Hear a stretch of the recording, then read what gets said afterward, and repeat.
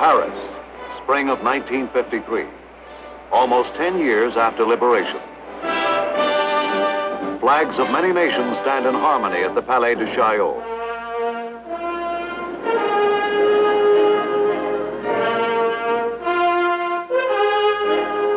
A general, chairman of the American Joint Chiefs of Staff, arrives to take part with other world leaders in a program of peace based on a union of Western strength, the North Atlantic Treaty Organization.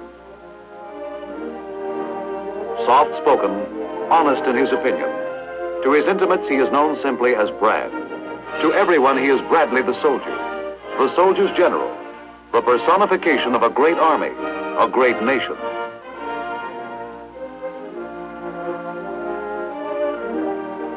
With all that he stands for, this man has no sense of destiny in his makeup. He never had it.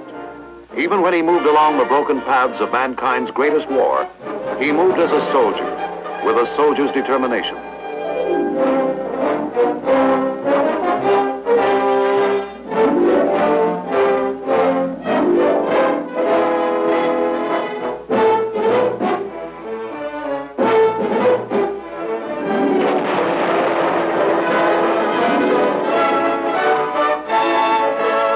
Bradley the strategist, perhaps the greatest in modern warfare. Bradley the man of quiet dignity, but he had a punch that packed a terrific wallop. He smashed ahead with a force of almost 1.25 million men. No American general ever had exercised direct field command over so many combat troops.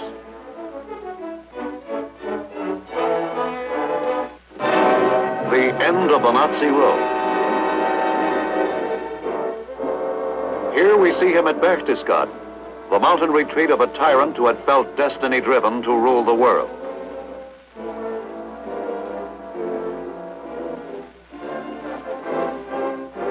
With a soldier's determination, Omar Nelson Bradley had won a brilliant campaign.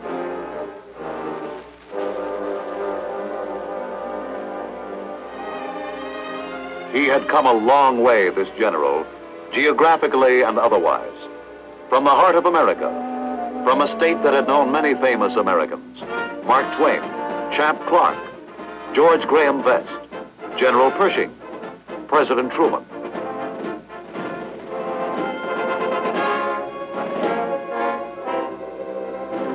He was to serve as general under not one president, but 3.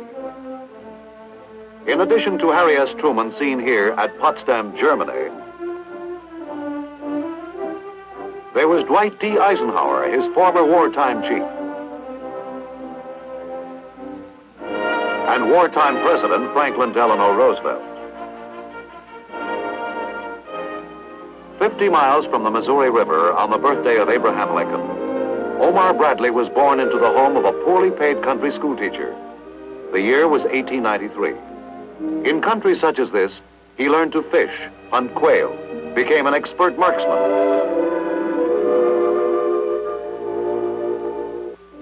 He was the only child. The name Omar came from a family friend, not the Persian poet.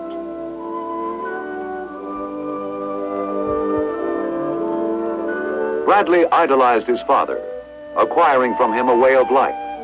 To patch up the family budget, the elder Bradley did some farming. From such roots, the boy learned the meaning of patience, the patience that comes with fishing. Bradley was only 14 when his father died.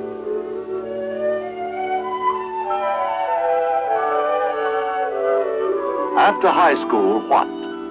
It was hard to say. He sold newspapers, worked at the Wabash Railroad shops at 17 cents an hour. But a Sunday school teacher suggested West Point. And West Point it became, the United States Military Academy. Here had studied Lee, Grant, Pershing. The class of 1915, Brad's class, was to furnish 56 generals. One could say of Bradley, as quiet as the Hudson, a trait that was duly noted by his class biographer. True merit is like a river. The deeper it is, the less noise it makes.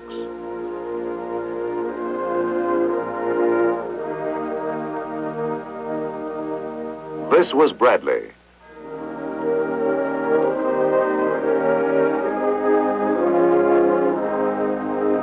And they wrote further of him. His most prominent characteristic is getting there. Just how much prophecy was in this remark? Let us see.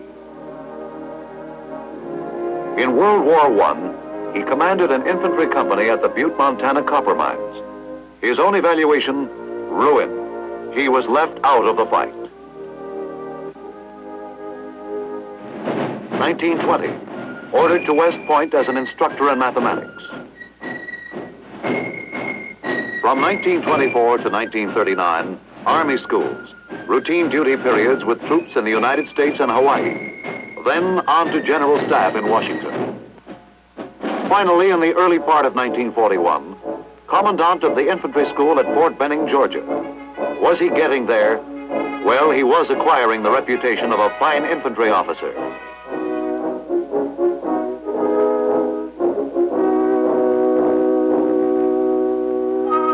There wasn't a thing these men did that Bradley couldn't or wouldn't do, for he had great physical endurance.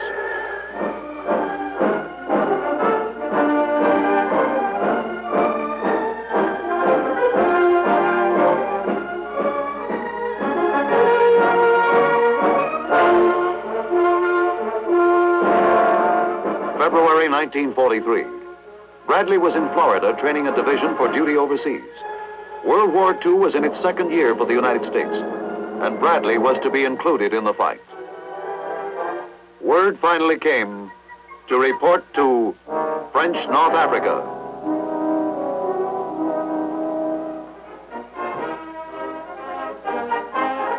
For the first time in 32 years as a soldier, Bradley was off to war, selected by Chief of Staff General George C. Marshall, who had been watching this great infantryman for years. Now, as Deputy Commander and Commander of the U.S. Second Corps, he helped push the Tunisian campaign to victory. British Commander General Sir Alexander says, well done. Bradley tells all about it in his book, A Soldier's Story. Was he getting there? As they would say out in Bradley's country, he fought to beat the band. After Africa, the invasion of Sicily.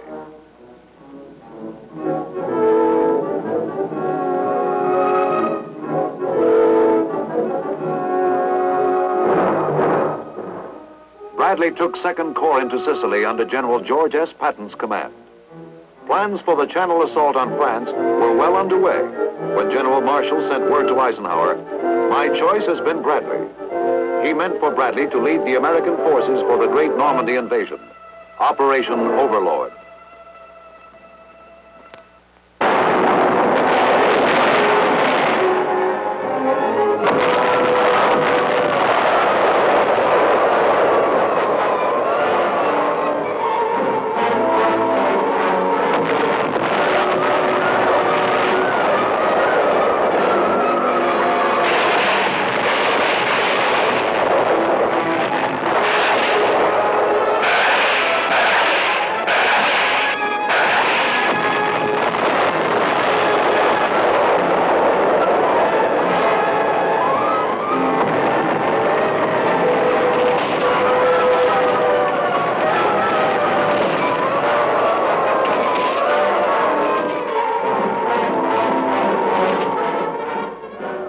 As commanding general of the First Army, Bradley was ashore less than 24 hours after the first Allied units hit the Normandy beaches.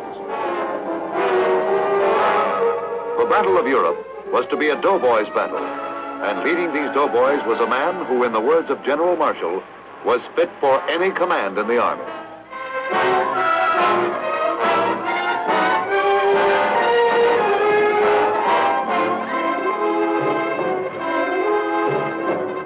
A week after D-Day, and we had linked the Allied forces together in a beachhead 42 miles wide. A prime objective, the port of Cherbourg.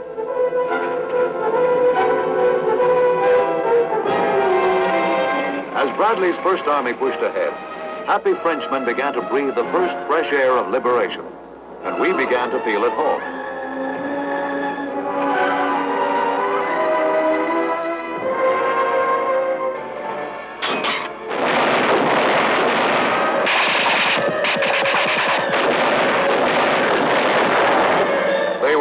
nut to crack, those Nazis. At all costs, they meant to keep us from getting a harbor, a suitable port for our supplies.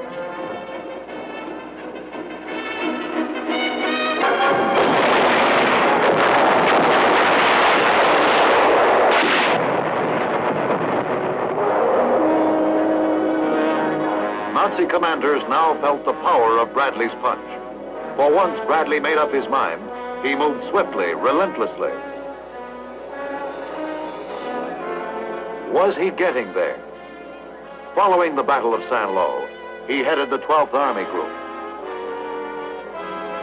As American forces plowed ahead, they moved out of the peninsula, then toward and beyond Paris. 43 divisions were to be deployed under Bradley's command. The 12th Army Group included General Courtney H. Hodges' 1st Army, General George S. Patton Jr.'s 3rd Army, General William H. Simpson's 9th Army, and General Leonard T. Giroux' 15th Army. No sit-back-at-headquarters type of general, Bradley inspected a battle in person, traveling in an ordinary jeep.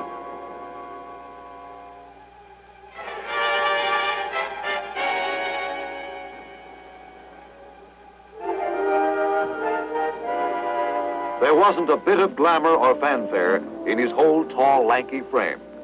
He got the most out of his men by patient goodwill.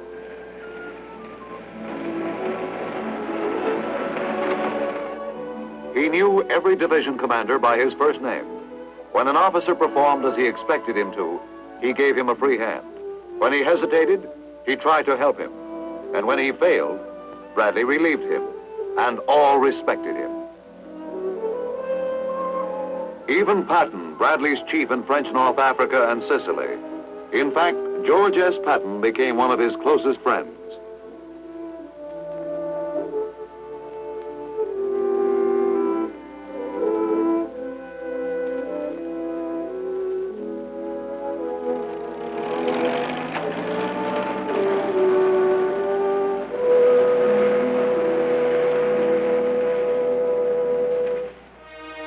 What did Bradley think of the boss, and vice versa? There was a mutual trust. Stout-hearted and confident of result was the way the chief described Bradley. Many battles justified faith in Bradley, but one especially was the big breakout.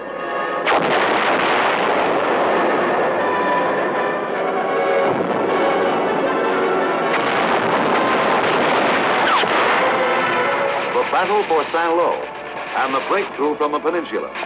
One of the most decisive battles of Bradley's military career. The breakthrough cracked the back of the Nazi Wehrmacht. Bradley had created it, planned it down to the last detail.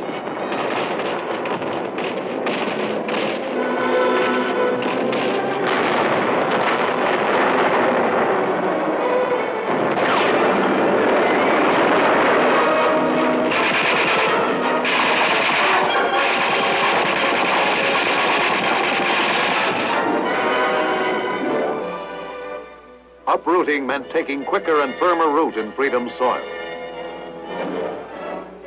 Out came our armies. The way was open.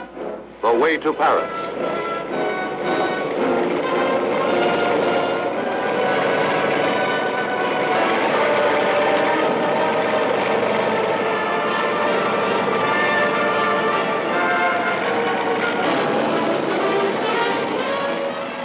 The enemy west of Paris was destroyed. As he fell, the liberation of France lay only days away. That the Bradley breakthrough worked was due to a soldier's determination.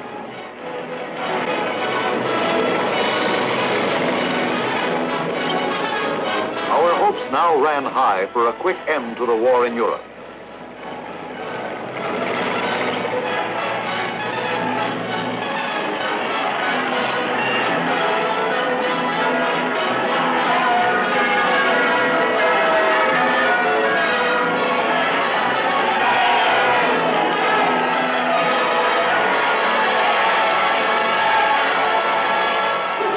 Paris, liberated. Bradley could have gone into Paris himself, but the quiet man from Missouri was not built like that. He had waited for his chief.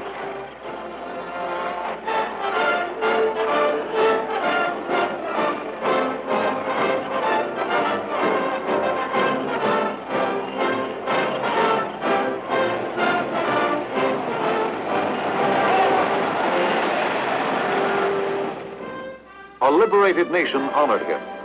Bradley was to receive many decorations, as well as honorary degrees from universities. Someone has said of Bradley that he always behaves as though he were a civilian among men in uniform.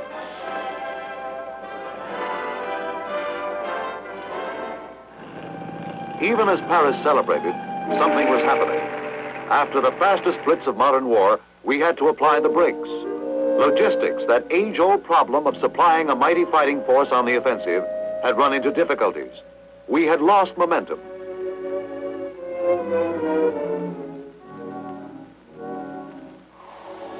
The deep stalemate of winter set in.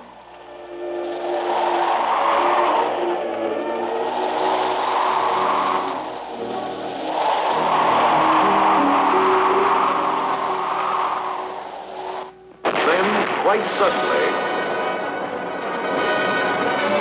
counterattack, the Battle of the Bulge, the greatest crisis in Bradley's military career.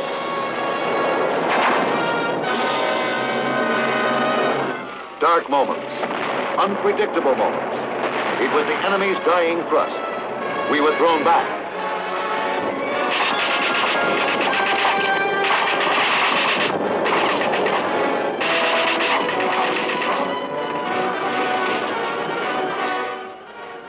Even when the enemy was a few miles from his headquarters, Bradley refused to move back. He reasoned such a move could destroy confidence. Your identification, General. From stars down, solid proof was needed these trying days that you were not a Nazi disguised as an American.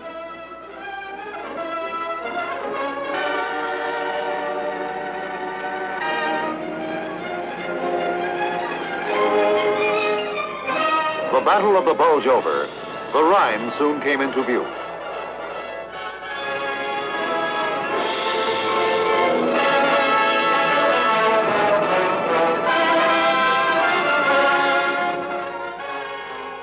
There wasn't much more to it after this.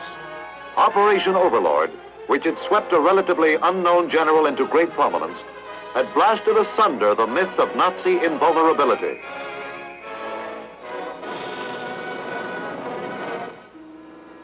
From the Omaha beachhead to Berlin, a stunned enemy wondered how it could have happened.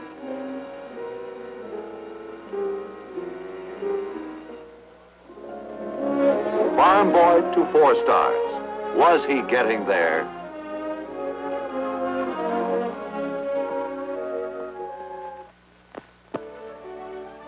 True to American tradition, the job helped make the man, and the man made history. And he never once lost his humility.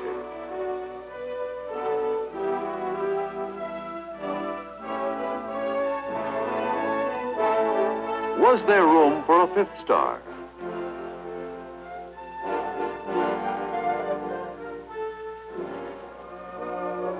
With a soldier's determination, but no, with the determination of a man enjoying the softer moments of peace.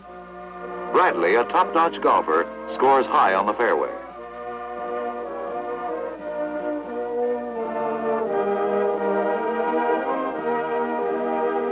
But a hop, skip, and a jump from the fairway was busy Washington. And in post-war America, Bradley played a big role in world affairs. Affairs as they pertain to our survival as a nation.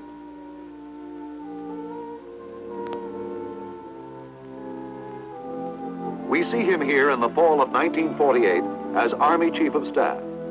Prior to becoming the Army's chief, he had spent 2 years as Veterans Administrator. With him are Air Chief Hoyt Vandenberg and Navy Chief Louis E. Denfeld.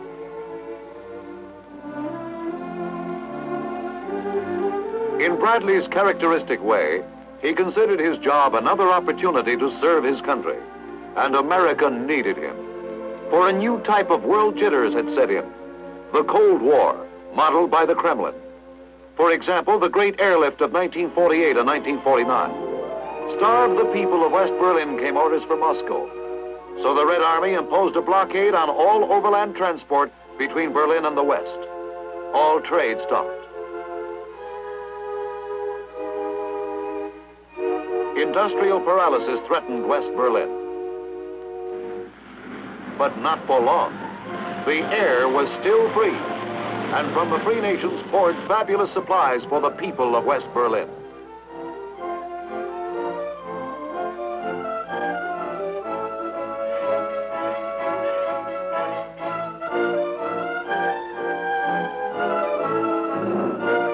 The airlift broke the blockade, our first victory in the Cold War. This type of war called for a reassessment of our military objectives. And that's where Bradley fit into the picture. He became a globetrotter, a sort of soldier diplomat. Here we see him arriving in Germany. His mission, to discuss plans for collective security with member nations of the North Atlantic Alliance. This was to be insurance against aggression by Soviet Russia.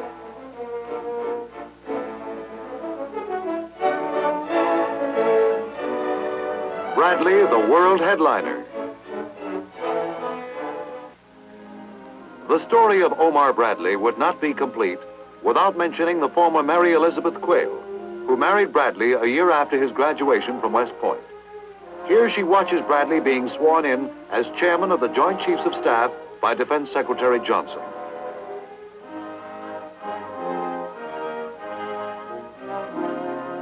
With great pride, Mrs. Bradley will tell you that Omar is a considerate husband and father.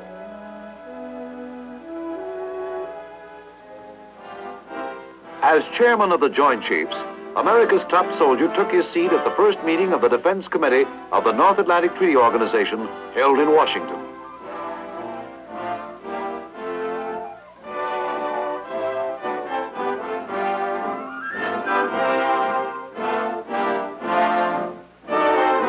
To resist aggression. That was the keynote. Yes, there was room for a fifth star by act of Congress and the deep respect and admiration of a fellow Missourian.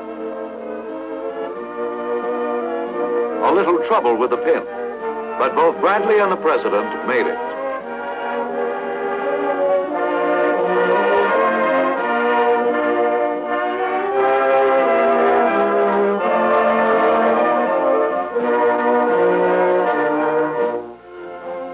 Farm boy to frequent visitor at the White House. This is early in 1951 at a Security Council meeting. He sits beside the man who, along with his father, signalized his ideals in life, General Marshall, at this time Secretary of Defense. And again at the White House, with ministers of defense and military advisors of the North Atlantic Treaty Organization.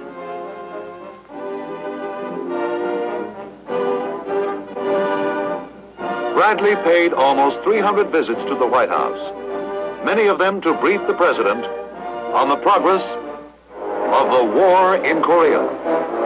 Again, he visited war rooms, this time under the banner of the United Nations. As a global military strategist, Bradley believed that we should not press our military advantage too far in this one area of communist aggression. The fighting raged from June 1950 to July 1953.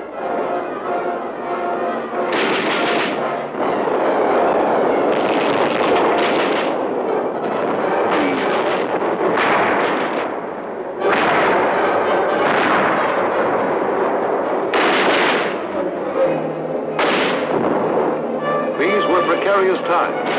At stake was our global prestige, our voice in the free world.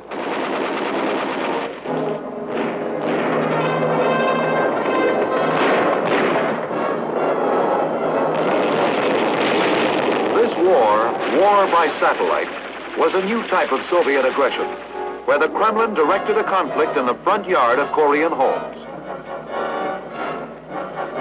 As in World War II, Bradley helped direct Allied forces close to the battle lines.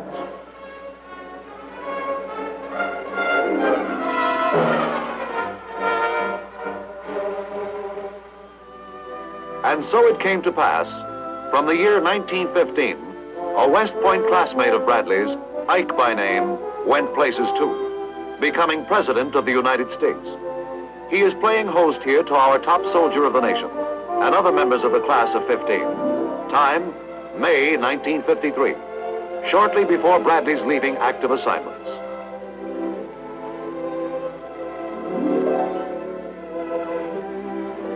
It seemed fitting at this time to name an American town after Bradley. To quote Bradley, "No boy ever came out of an army camp with any more or any less moral fiber and any more or less courage than he had when he left his family fireside." Bradley, West Virginia, on U.S. Route 21, between Beckley and Mount Hope.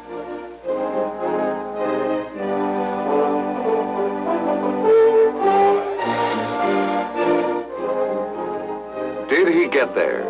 Well, seems like there's more to do. Mission, to help in military reorganization.